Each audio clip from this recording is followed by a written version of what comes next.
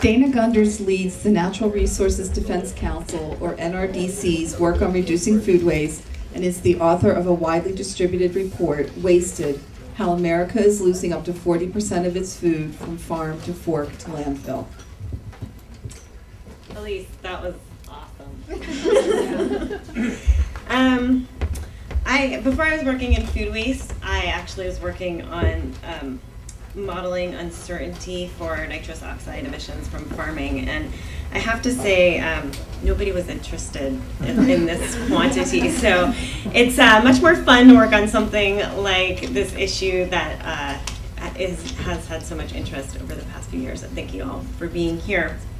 Danielle asked me to speak about kind of the changes that I have observed over the last couple of years on this topic. And you know, there's two ways to really speak about this issue. You can be very depressing about it because at its core, as you've heard, there's some serious numbers behind it. But I'm actually pretty optimistic, and I think there's a lot of optimism to be had right now on this topic. I'd like to tell you about some of the momentum that I have seen. I really started tuning into this topic around 2009, a little bit after Tristram wrote his book, a little bit before Jonathan wrote his book. And so I read one. I got on the pre-order list for the other. I was the most excited person on that pre-order list because I was already a believer. And then I set out to investigate the topic on my own. And since then, I've just seen so many people and businesses and organizations come to the issue and be really excited about working on it. And I think that excitement has been contagious. So I'm just going to run down a big list here.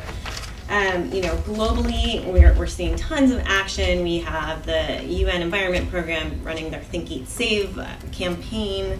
They made World Environment Day about food waste this year. The European Parliament set a 50% reduction goal on food waste by 2020. They named 2014 the year of food waste. And there's all sorts of other global activity going on. Here in the US, we have the USDA Challenge you just heard about. We have EPA's work. They're also working on giving communities a toolkit to go out to their own communities and educate them through the Food Too Good to Waste program.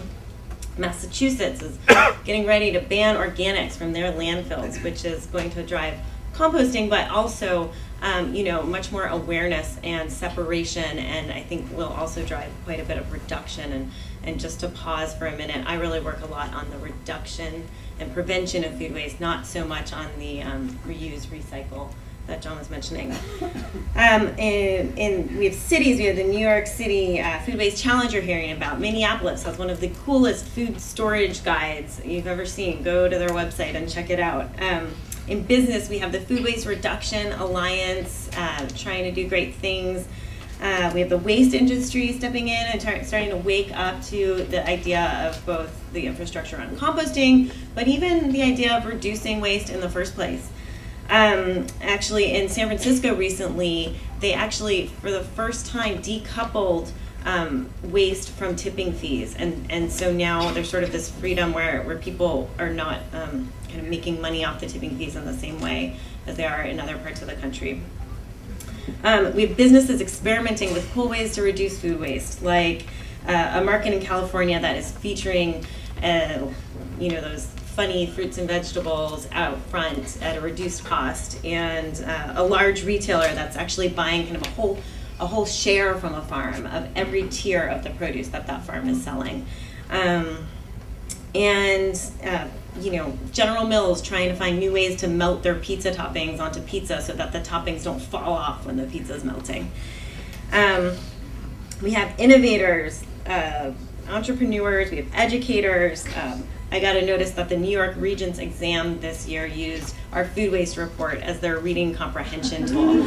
I got an email from a 4th grade teacher who's basing her curriculum around our report. I got a call from this awesome group at Harvard called the Food Law and Policy Clinic saying, hey, let's research the expiration dates on food and tell this country that they actually don't mean food is unsafe. It's great.